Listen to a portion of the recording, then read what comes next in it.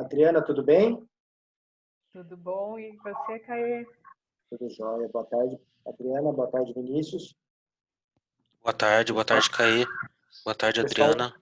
Boa teve tarde. uma mudança aqui no chat do Zoom. Ele precisa de uma senha para entrar. Não sei se o pessoal conseguiu se adaptar a isso aí, mas o pessoal deve estar entrando aqui. Mas a gente já vai esquentando aqui a nossa conversa, enquanto o pessoal vai entrando. Adriana, primeira uniplataforma aqui, queria agradecer a sua disponibilidade de conversar um pouco com a gente aí para trazer um pouco mais de informação sobre essa área de produção de alimentos, estoque, infraestrutura, vigilância sanitária, que é uma pauta importante aqui para todos os nossos clientes e também para o mercado de casa de festas, restaurantes, etc. Uhum. Eu que agradeço pelo convite, viu, Caê? É uma honra estar participando, é um canal importante para mim. Primeiro porque eu amo o que eu faço, eu gosto muito de falar sobre isso. E a oportunidade de ter contato com outras pessoas do segmento, isso é excelente para mim. Então, eu agradeço muito o convite. Adriana, antes da gente começar já com as perguntas, eu queria que você comentasse um pouquinho quem é a consultora Adriana e como que a ProQualidade, a sua consultoria, ajuda a gente chama de food services, né? Mas para quem não conhece esse termo aí, é os produtores de comida e alimento. Como que você ajuda esse mercado aí? Exato. Bom, eu sou nutricionista, né? Sou formada há 25 anos, vou fazer 26 em julho, e há 20 anos eu trabalho com o tema segurança de alimentos. Então, uma vasta experiência, sou especializada em segurança de alimentos, que é um tema que trata da manipulação segura do alimento, para que o alimento, ao ser produzido, ao ser fracionado, ele não ofereça nenhum tipo de risco para quem for consumi-lo. Então, é a proteção daquele alimento para que ele não seja contaminado, porque as possibilidades de contaminação são muitas no ambiente produtivo. Então, o meu trabalho é identificar, prever, prevenir a contaminação desse alimento durante o processo produtivo. E a minha empresa, ela atua com qualquer empresa que manipule alimento, entendendo que manipular é preparar um alimento, ou então fracionar um alimento, ou então industrializar um alimento. Então, qualquer empresa que manipule alimento, e aí a gente fala de indústria, cozinha industrial, restaurante comercial, padaria, açougue, food truck, carrocinha de cachorro-quente. Qualquer tipo de negócio de qualquer porte, nós atuamos. Legal. E acho que dentro dessa cadeia produtiva tem muitos cuidados aí nessa questão de promover a segurança dos alimentos, até porque o cuidado, no fim, é com quem consome. Mas, assim, num estágio mais inicial, Adriano, qual que é o principal cuidado que uma empresa produtora de alimento tem que ter na hora dela comprar a matéria-prima e na hora dela estocar essa matéria-prima? Então, vamos pensar nessa primeira fase da preparação. Assim. Sim. Bom, para todo mundo que se propõe a trabalhar com alimento, em qualquer segmento, em primeiro lugar, o primeiro cuidado é cumprir as normas sanitárias. E uma das primeiras exigências da legislação sanitária é o Manual de Boas Práticas de Manipulação. Então, é um documento que tem que ser apresentado para a vigilância sanitária na hora que você vai fazer vai solicitar o alvará sanitário. Só que muitas pessoas utilizam esse documento assim como um papel para ficar guardado na gaveta.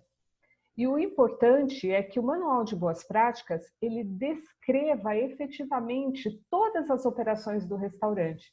Por isso que é importante a pessoa que for abrir um negócio, ela contratar uma pessoa que realmente tenha essa expertise, que consiga descrever o Manual de Boas Práticas dela de acordo com o que ela efetivamente vai fazer.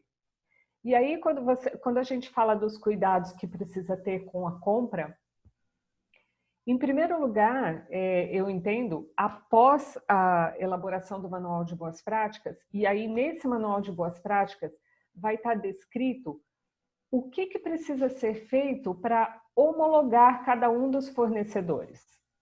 Porque você precisa, em primeiro lugar, saber de quem você está comprando, né? Para não comprar, porque você também vai estar comprando o alimento. Então, quem te fornece também precisa ter cuidados com os alimentos, com a forma de estocar, com a forma de transportar. Então, a minha orientação é, primeiramente, homologar esses fornecedores, ou seja, conhecer. Essa pessoa de quem você está comprando, ela tem boas práticas? Os funcionários dela são treinados, ela cumpre a legislação sanitária, ela tem alvará para comercializar alimento. Então, esse é o primeiro ponto. Estando todos homologados, os fornecedores, os seus fornecedores, você conhece, você fez, se possível, uma visita para ver se realmente aquilo que ele te informou condiz com a realidade, você compra dele, essa mercadoria chega no teu estabelecimento, precisa ser feita uma inspeção no recebimento dela, né? Porque a partir do momento que a mercadoria entra no seu estabelecimento, a responsabilidade passa a ser sua e não mais do fornecedor. Então, a etapa de recebimento da mercadoria tem que ser muito bem feita.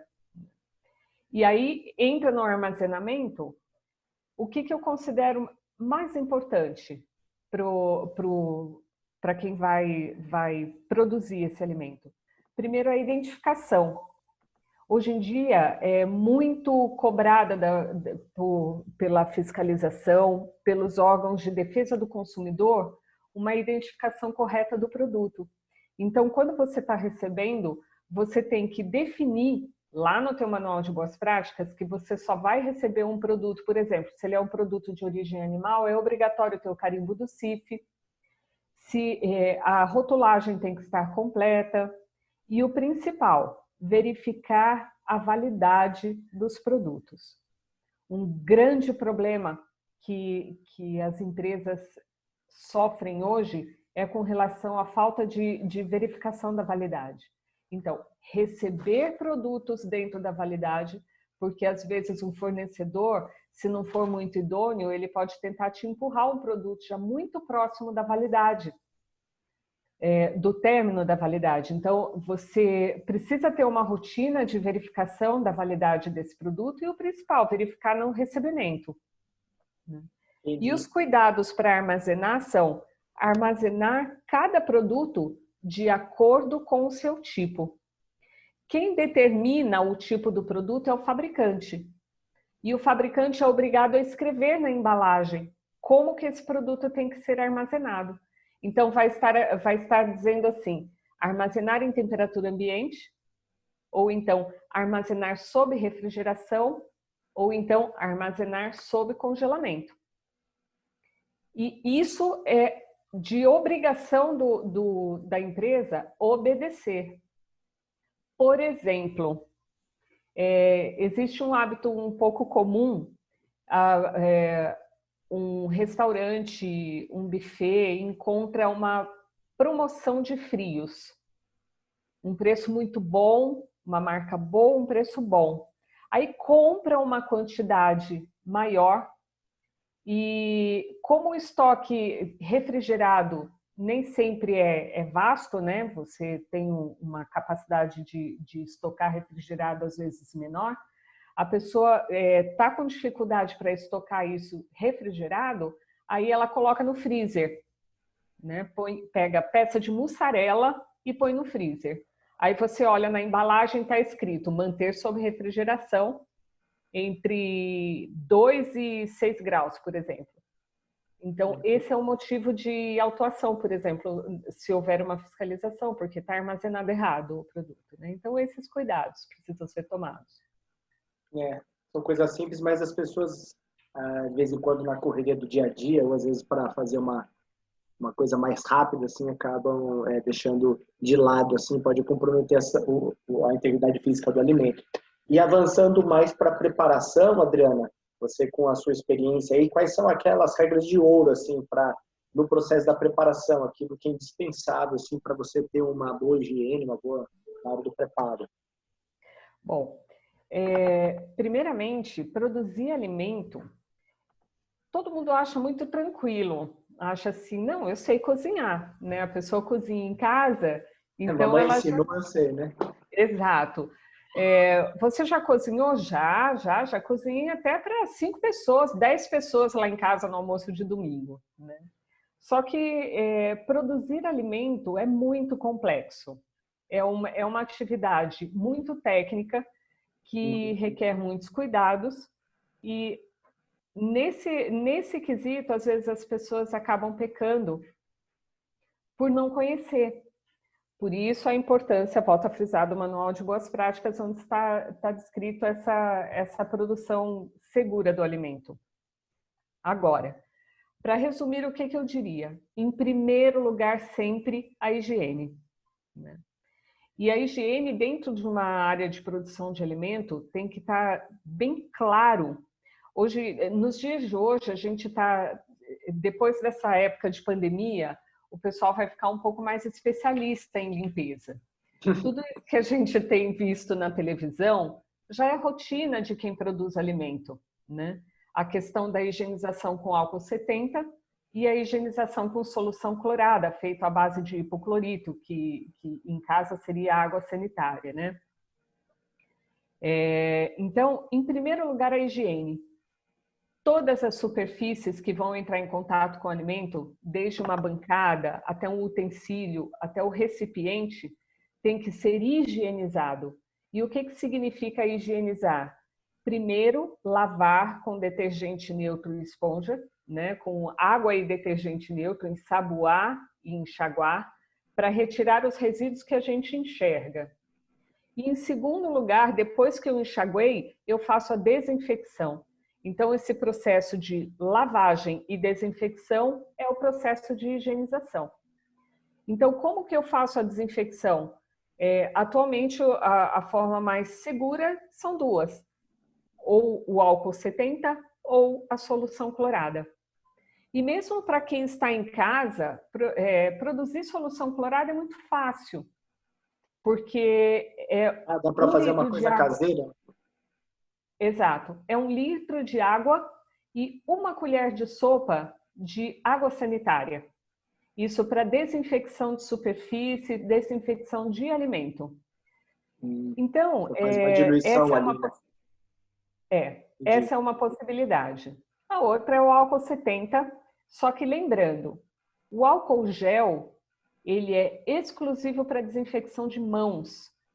Ele não pode ser usado para desinfecção de superfície, porque ele deixa resíduo, que é a parte gelatinosa.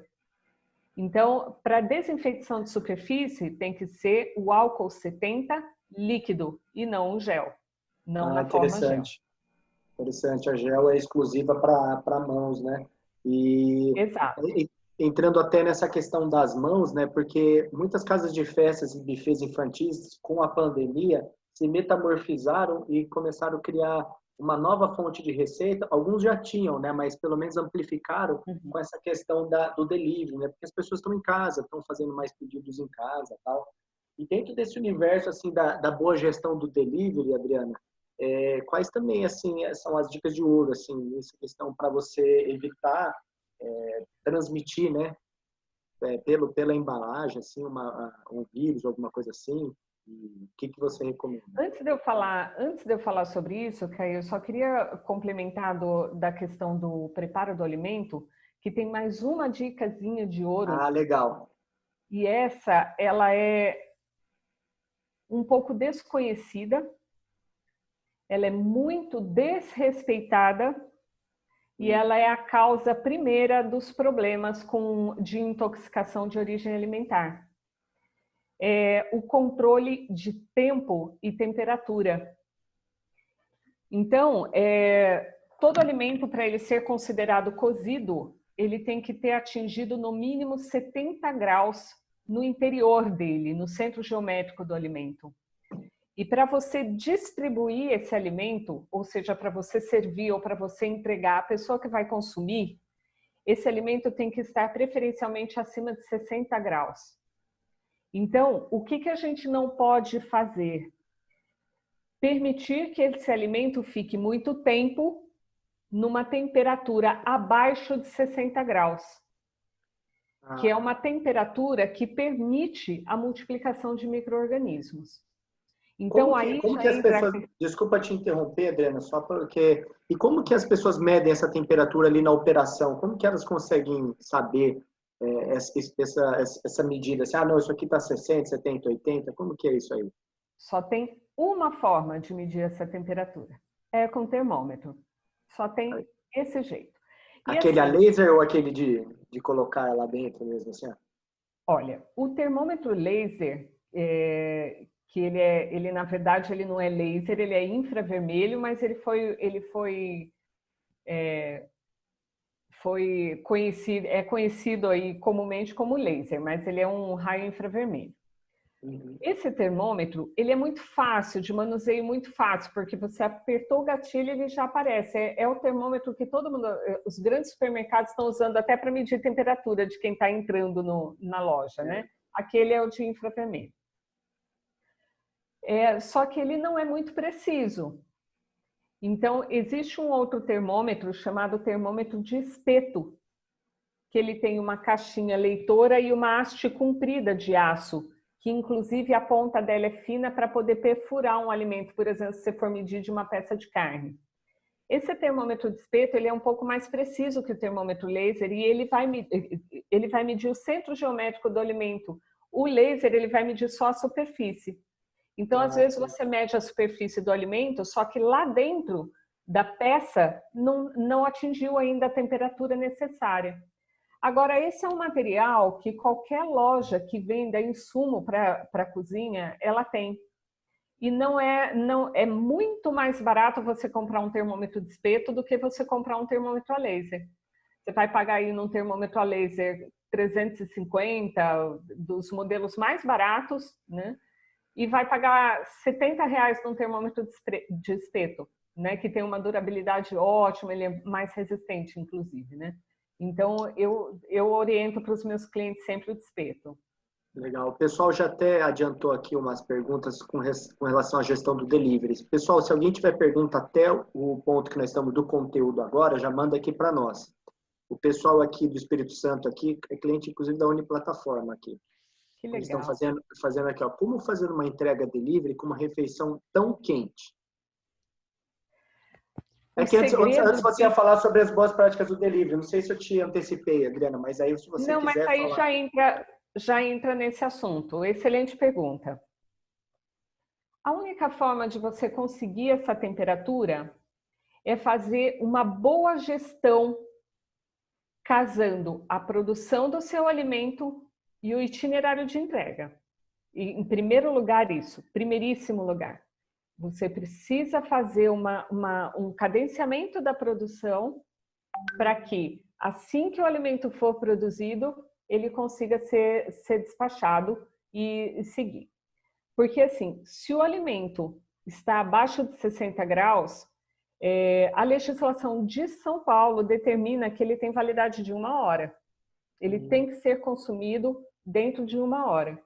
É claro que quanto maior for a temperatura, você mantém melhor as características do alimento, né? É desagradável para quem vai receber esse alimento em casa, ele está morno, né? É como a pizza que você pede no sábado à noite, que você acaba tendo que voltar para o forno na hora que você recebe, né? O que já vai ressecar mais o produto, você vai perder a característica do produto. Então, em primeiro lugar, você fazer uma boa gestão da sua cadeia de produção para conseguir casar o tempo que o alimento fica pronto e o itinerário até a entrega. Uma outra forma é você fazer uma boa escolha do teu recipiente de transporte. Tanto a embalagem primária, que é aquela que vai conter o alimento, né?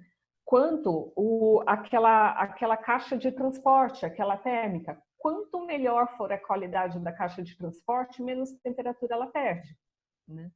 Quanto mais vedada ela for, menor é a perda de temperatura do alimento.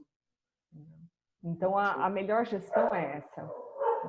Show de bola. E com relação a aspectos da gestão do delivery, né? Essa dica é super importante, né? Que temperatura que tem que sair, para você sabendo mais ou menos o tempo de chegada, você mantém o alimento naquela temperatura antes de jogar.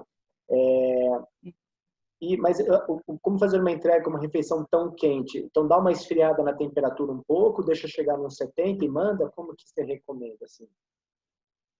Não, o que eu recomendo é que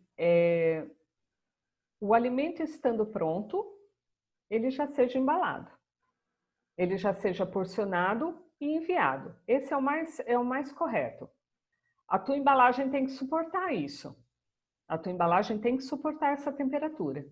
E quanto melhor for a qualidade da sua embalagem, ela, além de suportar a temperatura, ela vai segurar a temperatura. Então, isso é o mais importante, né? Porque a partir do momento, se você produz, o alimento está a 70 graus, na hora que você invasa esse alimento, porciona vamos supor, um box. Você coloca esse alimento num box de papel. Ele vai aguentar, só que nesse momento que você porciona, essa temperatura já baixa, né? Não vai estar mais a 70, ele já vai cair, né? Então, o importante é que essa embalagem, que a gente chama de embalagem primária, que é a que vai entrar em contato com o alimento. O importante é que essa embalagem primária suporte essa temperatura e segure a temperatura, né? Para que esse alimento chegue lá no comprador, né, no cliente, o mais próximo possível de 60 graus, né, e preferencialmente acima de 60 graus, o que vai garantir a segurança do alimento e vai preservar a característica do alimento, né? Também perguntaram aqui, com relação à entrega de produtos mais frescos, exemplo, um sushi, onde a temperatura é menor? O cuidado tem que ser o mesmo, só que na escala oposta do termômetro. É bastante importante respeitar a temperatura do alimento. Na legislação existe uma tabela que precisa ser cumprida, uma tabela de temperatura que precisa ser cumprida. Alimentos refrigerados, eles obrigatoriamente têm que estar abaixo de 10 graus, né? Aqui no estado de São Paulo, a gente tem uma legislação um pouco mais detalhada com relação à temperatura, né?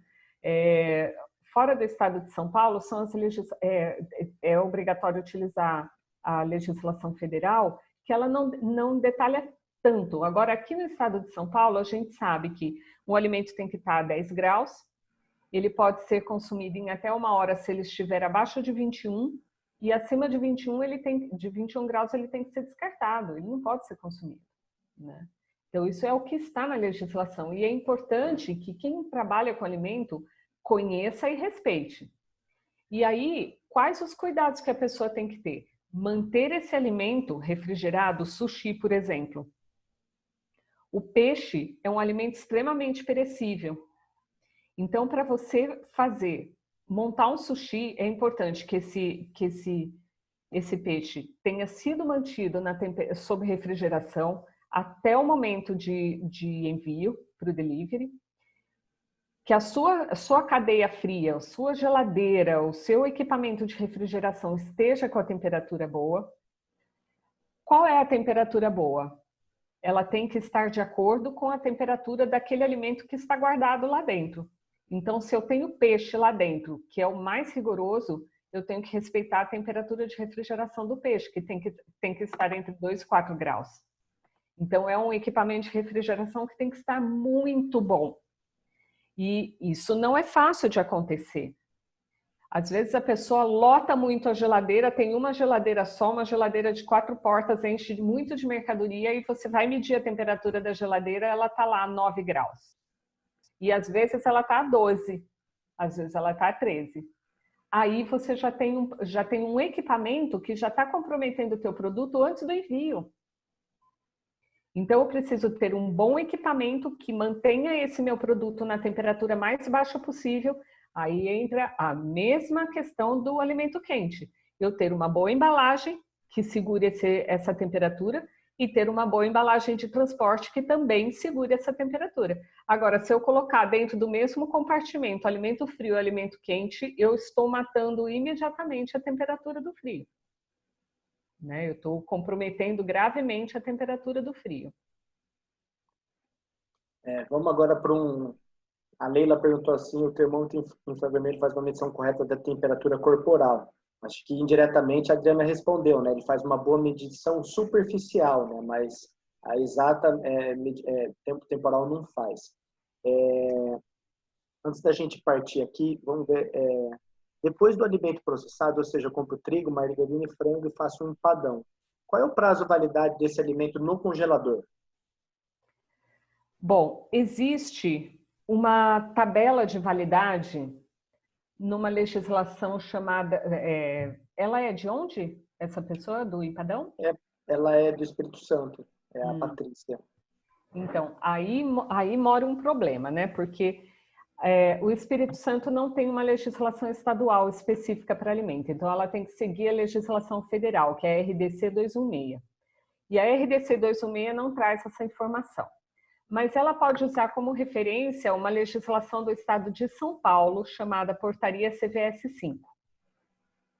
Nessa portaria, existe uma tabela que ela dá um prazo de validade para um produto que é bem esse caso, ela produziu o empadão e congelou. Então, ela vai dar um prazo de validade, só que ele é relativo à temperatura do equipamento. Se o alimento ali dentro do equipamento estiver entre 0 e menos 5 graus, ele tem 10 dias de validade. Se for de menos 6, agora eu não vou saber de cabeça exatamente. Então, ele dá uma validade de 10 dias, 20 dias, 30 dias. Agora, sim, é importante frisar que se esse alimento for comercializado, as fiscalizações, as vigilâncias, elas têm exigido uma validade mais científica. Não dá para determinar a validade com essa tabela, que ela já é de 2013. Existe uma determinação da vigilância sanitária que é posterior a essa legislação e que ela recomenda fortemente, então, se ela recomenda, não é uma lei ainda. Só que as vigilâncias já estão exigindo isso, que é um teste de shelf life, uma análise de shelf life.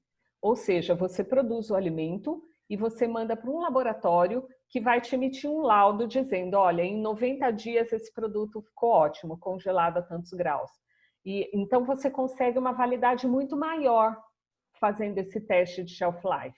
Você pode conseguir ir para um alimento preparado dentro das boas práticas e bem congelado, você consegue uma validade de até 1 ano.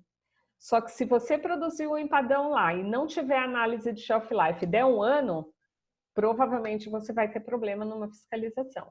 Porque você não tem como garantir que aquele produto efetivamente está adequado para consumo depois de 1 ano de freezer. Entrando mais nessa área que todo mundo fica um pouco mais receoso, que é a fiscalização, a vigilância sanitária, né? Uhum. Quais são as principais recomendações, Adriana, para se adequar à norma da vigilância sanitária e como se manter atualizado a essas normas?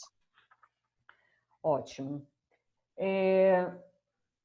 Quem emite as normas são a Anvisa, Agência Nacional de Vigilância Sanitária, são as vigilâncias estaduais, porque cada estado tem a sua, e as municipais.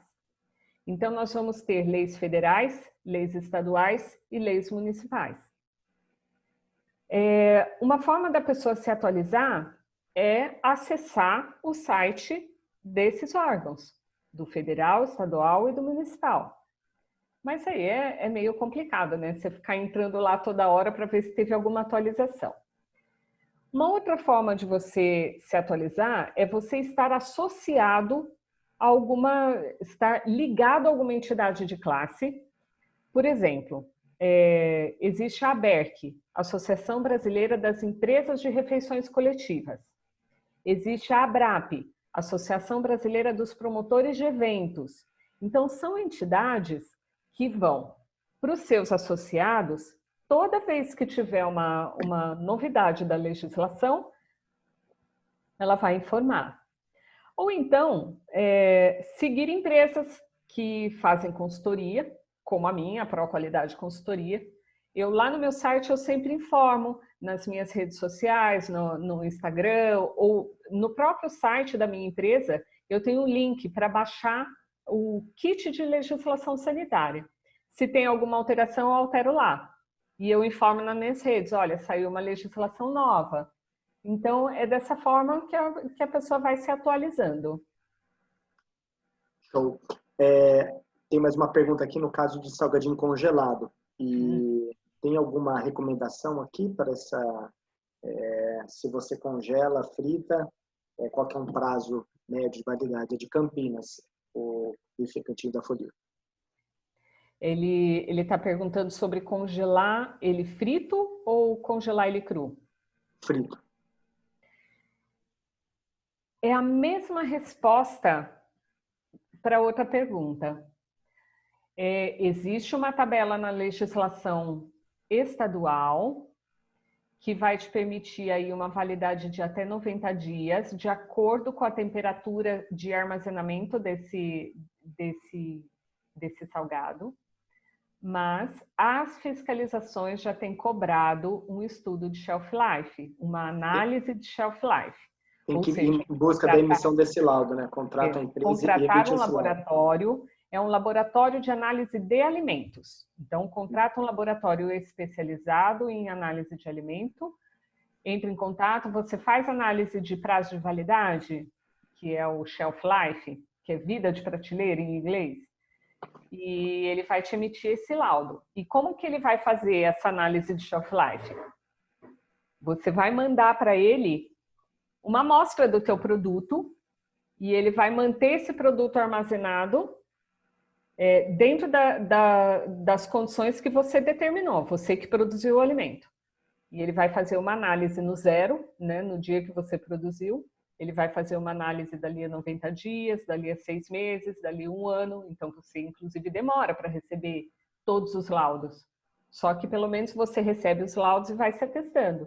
Existe até como você fazer um shelf life acelerado, mas essa análise é caríssima, é muito cara.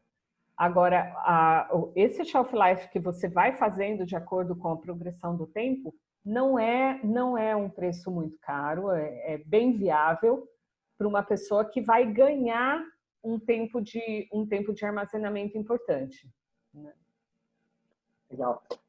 Pessoal, vou dar um recado aqui, a gente já está estourando no tempo, mas eu e a Adriana aqui e o Vinícius, a gente preparou um conteúdo bônus. Nós vamos cair em 5 minutos. O Vinícius vai mandar aqui no chat o link da nova sala para todo mundo entrar. Então, faltando 1 minuto para a gente cair, todo mundo vai entrar nesse link da nova sala aqui e a gente vai recomeçar. Porque eu e a Adriana, a gente viu que tem uma parte do conteúdo que ela é mais na questão econômica dos alimentos, a questão de você vender com qualidade, um preço competitivo e não, obviamente, ter prejuízo. E a gente vai entrar no conteúdo bônus aqui. Adriana, antes da gente cair e começar de novo, quais são as recomendações que você dá geral aí para quem hoje está produzindo alimentos, fazendo delivery e também um pouco entrando nesse ambiente de Covid-19, que coisas que você hoje adicionalmente recomenda aí para os seus clientes e para quem produz alimentos? Tá. Em primeiro lugar, higiene das mãos. Lembrando que o principal modo de higienizar as mãos é com água e sabão. E quem trabalha com alimento tem que ter sabonete bactericida, né? Então, o sabão normal, ele já faz uma boa higienização, mas quem manipula alimento por obrigação legal tem que fazer asepsia com um agente sanitizante. A minha recomendação é que se use o sabonete bactericida. Usando o sabonete bactericida, não precisa usar álcool gel a cada lavada. Lava com sabonete bactericida normal e a coisa flui bem. Na ausência da possibilidade de lavar a mão com água e o sabonete bactericida, aí sim usar o álcool gel. Mas lembrando que a limpeza da água e sabão é mais eficaz do que a limpeza com álcool gel. Então, primeiro isso. Uma outra coisa que eu acho importante falar é com relação ao uso de máscara. Porque, assim, todo mundo está usando máscara, só que manipulador de alimento dentro da área produtiva não é recomendado o uso de máscara. Quem que vai usar máscara no serviço de alimentação? É quem tem contato com o público. Esse precisa usar máscara, porque aí você vai... aquele que vai ter contato com o cliente vai estar se protegendo e protegendo o cliente. E o cliente também vai ter que estar de máscara. É o ideal que ele esteja. Então, com relação ao uso de máscara, é isso. O manipulador, ele não usa máscara. Inclusive, no estado de São Paulo, é proibido o uso de máscara nasobucal para o manipulador na época normal de trabalho. Agora, na época da pandemia, saiu até uma instrução da Vigilância Sanitária falando que fica a critério das autoridades sanitárias. Eu não recomendo que eles usem. Existe aí uma série de problemas que podem causar até acidente de trabalho ali por dificultar a respiração do manipulador. Então, e não é necessário. É importante que ele trabalhe, que se mantenha a distância de 1 metro dentro da área produtiva, um do outro, e se não tiver como manter a distância, aí tem que usar máscara. Então, isso é importante. Uma coisa importante também é com relação à higiene dos recipientes de transporte. Lembrando, a embalagem primária, que é aquela que vai entrar em contato com o alimento, ela tem que ser cuidada como se fosse um alimento. Então, ela não pode estar exposta, aberta, exposta ao ambiente. Quando ela está lá dentro do meu ambiente de produção, ela tem que estar protegida como se ela fosse um alimento. Tem que estar tampada para não cair poeira, para não cair contaminação. Então, cuidar da higiene da embalagem primária e cuidar também da higiene do meu recipiente de transporte. Se for aquele recipiente térmico de motoboy, por exemplo, aquilo tem que ser lavado pelo menos uma vez por turno de trabalho e periodicamente ser higienizado com álcool 70, o álcool líquido, né? Lembrando que o álcool gel é só para as mãos, o álcool líquido 70%. Outra dica importante, orientação importante, é o recebimento desse delivery. Como que vai receber o pagamento? Dá preferência para transferências, dá preferência para aplicativos de pagamento. Ah, mas não tem jeito, eu vou ter que mandar a maquininha. Então, embalar a maquininha com filme plástico, com aquele Magipack, aquele filme. Porque aquilo você pode trocar a cada entrega e diminui, você não precisa ficar aplicando álcool na maquininha, que você não vai poder higienizar aquilo da forma correta. Então, Desculpa se interromper, você estava no meio da linha de raciocínio aí. Pessoal, todos nós vamos cair e todos nós vamos entrar na nova sala, porque a Adriana vai continuar as dicas gerais dessa pergunta final.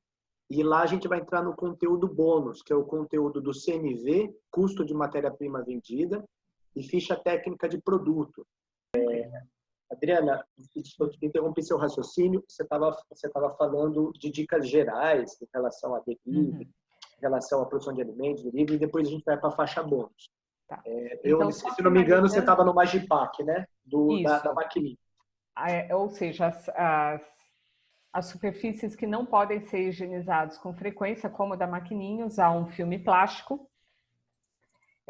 Os entregadores portarem álcool gel para que eles higienizem as mãos antes de fazer a entrega para o cliente e possam também higienizar o volante do carro, o guidão da moto, deixar tudo bem limpinho, né? Manter a distância de 1 metro do cliente na hora da entrega. Agora, o mais importante para as empresas que estão fazendo delivery é treinamento. É fazer reunião com os funcionários, é monitorar o que está sendo feito, verificar se estão cumprindo, porque tudo isso é muito novo para todo mundo, para todas as empresas e para todos os funcionários. Então, o treinamento de todas as rotinas é o principal que seja feito, né? Para que se garanta que isso esteja realmente sendo cumprido na linha de frente da tua empresa. Bacana, né? Porque realmente nós estamos num desafio aí, mas nós vamos superar, né, Adriana? A gente vai se adaptar e Com superar. certeza. Isso para quem manipula alimento, Caí, não mudou muita coisa. Eu acredito que o maior desafio é com relação ao uso de máscara e o uso mais constante de álcool gel e a distância de 1 metro. Tirando isso, tudo continua como sempre foi. É os cuidados com o alimento, com a desinfecção do alimento, com o cozimento, com temperatura e o tempo. É isso aí, não muda muita coisa. A Leila comentou aqui no chat que tem uma coisa que não dá para controlar, que são os motoboys, né? Realmente, até eles têm que conversar, né? Antes da entrega, ver se tem álcool em gel, conferir, né? Porque realmente eles são uma empresa terceira, mas acredito que eles também estão sendo bem orientados aí, porque as empresas grandes como a Saiu uma instrução normativa da vigilância dizendo o seguinte, que quando a frota for própria, a responsabilidade da capacitação é da empresa. Quando a frota for terceira, a responsabilidade da capacitação é do terceiro. Mas, de qualquer forma, eu acho que preventivamente, quem está produzindo o alimento, de uma forma resumida e rápida, pode chamar o motoboy e relembrar. Olha, está aqui meu produto, faça assim, assim, assim. Monte 3, 4 tópicos para relembrar. Use a máscara, mantenha a distância, use o álcool gel. Pelo menos isso. E como que está a higiene do teu recipiente de transporte, né? Eu acho que o mínimo de fiscalização a gente precisa ter para o terceiro, né? Porque senão fica fácil para ele, né? Ninguém me manda. E não dá para ser assim. e tem umas coisas muito legais, né, que eu tenho visto de quem produz alimento e entrega, eles estão mandando alguns recados na embalagem. Essa é uma coisa até legal para marketing, né? Fala assim, vai estar tudo certo, isso aqui foi preparado com carinho, com todas as normas de segurança e vigilância. Isso o cliente valoriza, viu, pessoal? Quando ele, né, Adriana? Quando ele recebe um produto com um carinho a mais, isso é uma coisa que você também pode reforçar, que você que está na ponta aí com produz alimentos, é muito valorizado, né? Olha, eu tenho sugerido para os meus clientes o seguinte recadinho para eles mandarem para os clientes deles. Uma coisa que fica muito legal é fazer um folderzinho com um logozinho da empresa, que fique bem específico. Então, eu estou produzindo um box de comida chinesa, então eu mando junto com o meu pedido, esse folderzinho pode ser um sulfite impresso. Porque quem está recebendo, muitas vezes não sabe receber. Hoje eu soube de um caso de uma família que estava isolada, o pai idoso, o filho já adulto e a cuidadora. Os 3 isolados e o pai pegou Covid. Ninguém entrava na casa. A única forma de ter entrado o Covid lá foi através do que entrava na casa, porque outras pessoas não entraram. Então, montar um folderzinho explicando como que recebe o alimento em casa. Então, se você recebe a sacola, deposite em uma bancada, retire a embalagem externa e transporte o alimento para outra bancada. Não faça isso na mesma bancada, porque isso vai... Se a embalagem externa estiver com vírus, vai passar mão e tal. Então, você retira, descarta, higieniza a mão e vai pegar a embalagem do seu alimento para você consumir. Então, isso é uma coisa que você pode orientar nesse folderzinho, fazer um passo a passo de como receber. E no final colocar assim, e não se esqueça, isso vai passar e nós estamos juntos. E coloca uma mensagem assim. Eu tenho certeza que isso é um carinho que a pessoa vai valorizar demais naquele delivery. Tem um comentário aqui também, né? Na prática, não tem tempo hábil para se fiscalizar. O melhor é cuidar da embalagem que a gente coloca na sua comida. No meu caso, uma embalagem descartável sobre a embalagem que o cliente vai manusear. Adriana, vamos então aqui avançar para aquele conteúdo bônus, né? Porque, assim, a gente está falando muito de boas práticas de manuseio, sanitização, cuidado com atenção à vigilância, mas todo mundo sabe aqui que produzir alimento não é só a parte técnica, tem a parte econômica, né? Então, não adianta você fazer um excelente prato e esse excelente prato ficar muito caro, né? Acima da linha d'água e você não ter um lucro com ele, né? Adriano, uma vez eu tive uma consultoria sobre isso, tinha até um gráfico que era popularidade por rentabilidade, aí você gerava 4 quadrantes, eu não lembro como chama isso aí. Mas vamos entrar agora, Adriano, nessa questão mais econômica aí, do CMV, né, o custo da matéria-prima vendida, e da ficha técnica do produto, né? Que dicas você dá diante desses dois conceitos para que as pessoas vendam com qualidade, com margem, e que, obviamente, consigam sempre ter bons lucros naqueles produtos que elas produzem, né? Olha, eu já vi uma série de problemas com relação à venda. A pessoa não entender o que é CMV, que é o custo da mercadoria vendida. Então, se você não constrói o seu CMV, se você não sabe exatamente qual o custo do seu produto, você pode estar tomando um prejuízo muito grande. E aí você só vai descobrir isso lá na frente quando você tiver um rombo. A gente precisa entender que a gente só consegue ter resultado com um negócio se a gente se planejar para isso. E não tem como eu consertar depois, porque se eu conserto depois, eu já levei prejuízo. Eu já tenho um prejuízo para recuperar. E o maior problema é as pessoas não saberem exatamente o que entra no custo daquela mercadoria. Não sabem o que compõe o custo do produto. Então, a gente fala assim, vou dar um exemplo simples. Uma pessoa se propõe a fazer pão de mel. Aí ela vai lá, lista o que leva no pão de mel. Lista os ingredientes, né?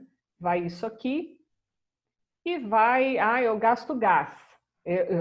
Desculpa, eu gasto gás do fogão, faz um cálculo lá, mas ela esquece, por exemplo, de colocar a embalagem às vezes. Vai uma etiquetinha em cada pão de mel. Ela esquece de computar aquela etiquetinha. Ela esquece, e às vezes ela pensa assim, eu não tenho funcionário, então não tenho gasto com mão de obra. Ela esquece que tem a mão de obra dela. Né? Então, se ela não coloca mão de obra no custo do produto, quem vai pagar esse tempo que ela está lá produzindo? Né? Então, é isso que as pessoas precisam entender. E para isso, a gente tem uma ferramenta excelente, que é a ficha técnica. Porque o que é isso? É uma ferramenta que você vai listar todas as mercadorias utilizadas para produzir aquele alimento. Uma outra coisa que a pessoa esquece às vezes é, por exemplo, eu vendo batata frita. Quantos quilos de batata eu vou comprar? 10 quilos de batata. Só que ela não vai ter 10 quilos de batata para fazer batata frita, porque ela vai descascar a batata. Aquela casca que ela tira da batata, ela perde. Então, a batata que ela compra 10 quilos, ela vai consumir, ela vai ter efetivamente, sei lá, 8 quilos. Então, se custou R$10 10 quilos, significa que ela tem 8 quilos de batata por R$10, porque R$2 ela jogou embora de casca. Tudo isso, a ficha técnica de produto, ela calcula. Ela te dá o fator de correção, ela ajuda principalmente para você saber quanto que você tem que comprar. Se eu tenho que produzir 10 quilos de batata frita, quantos quilos de batata eu tenho que comprar?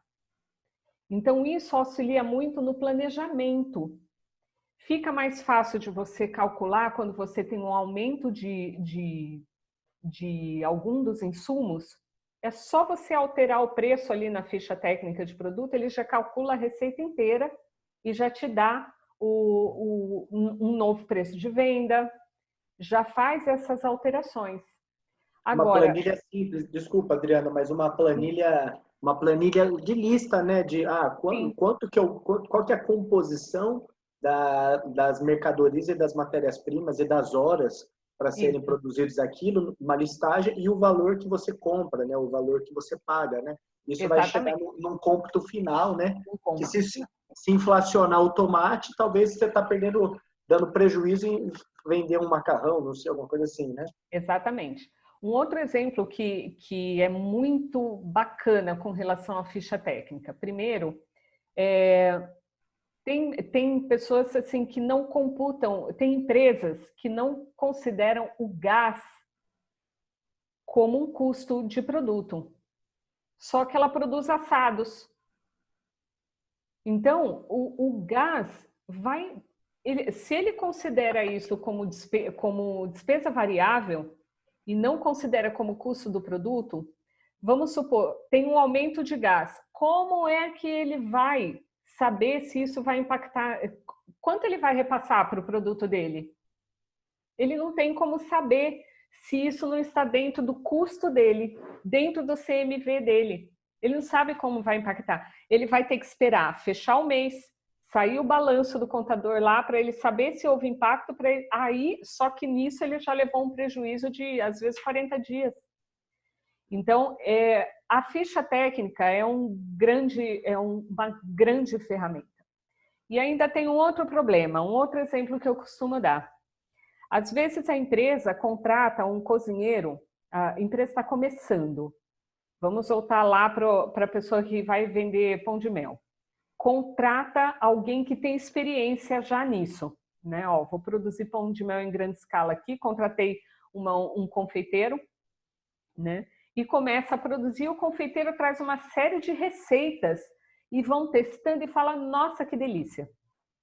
Só que quem determina o resultado da empresa dele é o confeiteiro, porque o confeiteiro põe o que quiser lá para fazer o pão de mel.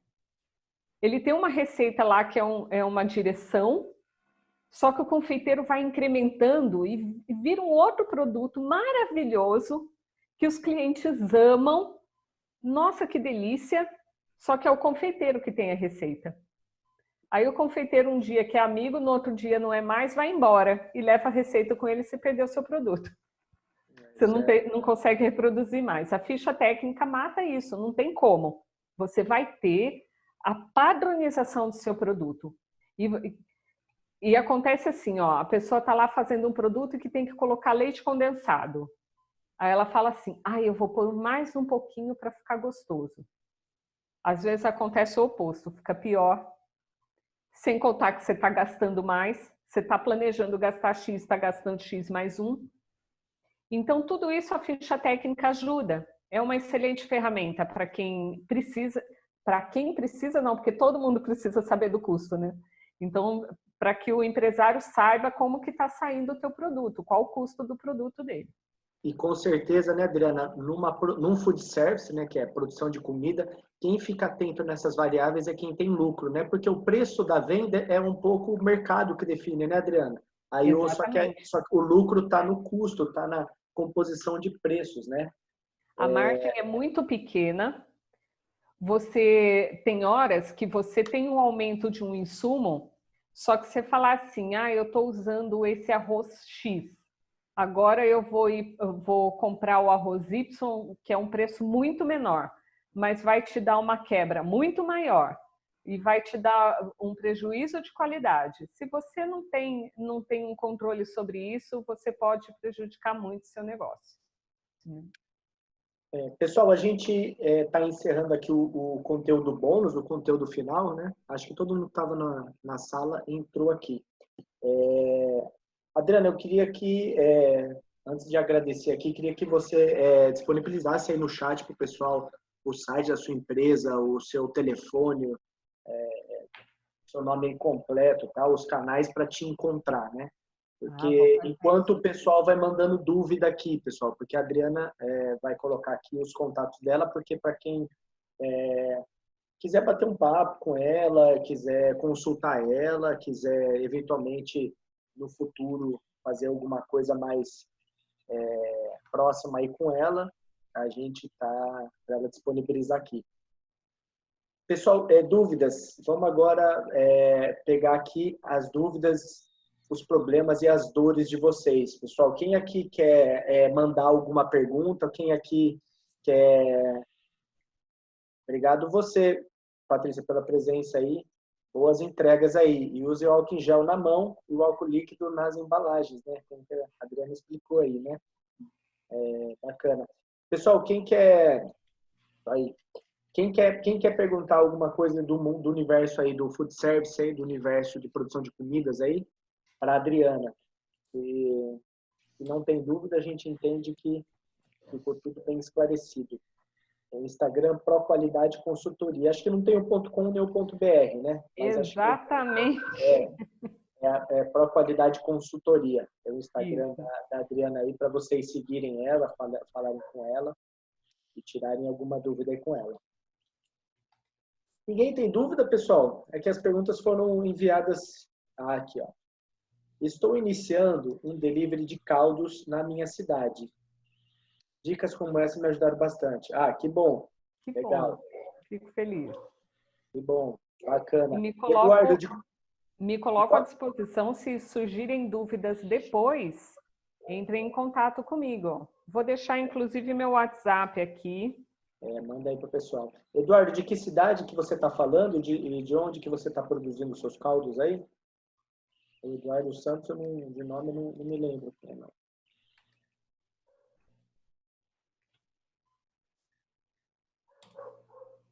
Sete Lagoas, Minas Gerais.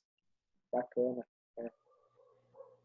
Bacana. Pessoal, não tem nenhuma pergunta aí. Adriana, se você quiser encerrar aí com alguma outra consideração, quiser dar alguma outra recomendação, tá aberto aí para você falar alguma coisa aí sobre o conteúdo de hoje aí. A minha recomendação principal, Caí, é que as pessoas se informem. No próprio site da Anvisa, existe um curso online gratuito, simples, de boas práticas de manipulação de alimentos. O curso é excelente e já dá uma boa noção para quem não tem muita intimidade com legislação sanitária, né? Lembrando que parece ser simples, mas existem muitos detalhes que impactam muito na segurança do alimento, né? A temperatura é o principal, né? Se a gente não respeita a temperatura do alimento, é um caminho muito certo para ter algum problema. Um problema que vai ser levado para o cliente. Então, isso precisa ser considerado.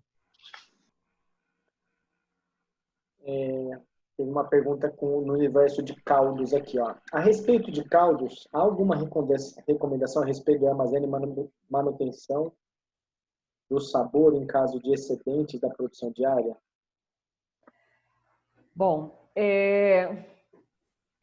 excedente de produção diária, ele não pode, ele precisa ser guardado, né? Se ele for guardado, porque tem empresas que não guardam, descartam. Por quê? Porque o risco é grande. Então, a pessoa, para produzir alimento num dia e servir em outro dia, ela tem que estar com as boas práticas muito bem treinadas, definidas, treinadas e implantadas. Porque o caldo, a gente chama no meio, no nosso segmento, a gente chama de meio de cultura. Por que é um meio de cultura? Porque ele é ótimo para a proliferação de micro-organismos. Então, a minha dica é: terminou a entrega do dia, esse alimento, primeiro lugar, ele tem que ter sido mantido durante todo o tempo acima de 60 graus. Ah, como eu faço isso? Banho-maria, balcão térmico, né? Então, quando eu e protegido, tampado, para não ser muito manuseado. Terminei a produção, eu tenho que reaquecer esse caldo, colocá-lo acima de 70 graus novamente. Então, eu tenho que voltar ele para o fogo e reaquecer. Reaqueci, garanti que ele atingiu mais de 70 graus. O que eu preciso fazer? Colocar num recipiente raso, com no máximo 10 centímetros de altura, e deixar com que ele perca o vapor, depois levar ele para a refrigeração, para que a refrigeração ocorra de forma rápida. Então, você vê que é um processo criterioso e não é simples. E falha nesse processo vai colocar em risco. A Cíntia Fernandes aqui. Cíntia, você está falando da onde? Para restaurantes comerciais, é necessário realizar a amostra dos alimentos diariamente, igual a restaurantes industriais? E se sim, como realizar? Essa pergunta, Sete Lagoas. Sete Lagoas, por legislação federal, a legislação federal não é específica com relação à amostra. Aqui no estado de São Paulo, ela seria obrigada a coletar a amostra e guardar por 72 horas. A legislação federal não fala de amostra. Só que as vigilâncias sanitárias municipais, quem vai fiscalizar o estabelecimento é a vigilância municipal. São poucos estabelecimentos que são fiscalizados pela vigilância estadual e quase nenhum pela federal. Então, quem vai fiscalizar lá em Sete Lagoas vai ser a vigilância sanitária municipal. Mesmo a legislação federal não sendo específica com relação à amostra, os fiscais da vigilância vão cobrar certamente. E vão cobrar quando? Principalmente se houver alguém que tenha reclamado de ter passado mal com a comida daquele estabelecimento. Lembrando que se o alimento fez mal, ele vai fazer mal para várias pessoas. Então, o que normalmente acontece é que se eu tive uma falha de produção e isso prejudicou o meu alimento, várias pessoas consumiram, algumas pessoas, não todas, algumas pessoas podem passar mal. E se elas chegarem até o serviço de saúde, o serviço de saúde é obrigado a notificar a vigilância epidemiológica, que é vizinha da sanitária, é o mesmo órgão, né? Então, eles são obrigados a comunicar.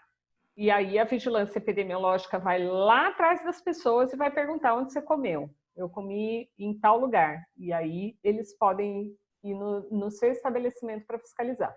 Ou então, no caso de uma denúncia. Às vezes, até um funcionário, ex-funcionário insatisfeito pode fazer uma falsa denúncia contra o estabelecimento e a fiscalização aparecer lá. Então, a fiscalização normalmente cobra. Então, se eu posso dar um conselho, eu daria: colete a amostra. Colete a amostra, armazene sob refrigeração por 72 horas, equivalente a 3 dias. Para se precaver, né, Adriana? Aí você, independente da legislação, você está criando uma rotina interna para se precaver de qualquer tipo de problema, né? Porque a amostra, ela é uma segurança não para o cliente, é uma segurança para quem produz. Porque uma falsa denúncia qualquer um pode fazer. E se reclamarem do meu alimento e eu tenho uma amostra dele, eu tenho como provar: olha, não foi. Né? E se foi, porque isso acontece. Só não acontece com quem não produz alimento. É possível de acontecer, é passível de acontecer. Então, se eu tenho uma amostra, com a amostra fica mais fácil de eu identificar o que deu origem naquilo. Então, é uma segurança para quem produz. Então, se eu puder dar um conselho, eu digo: colete a amostra. Você está criando prova para, independente de quem acusar, você tem como se defender. Tem como se defender. Nós vamos encerrando aí.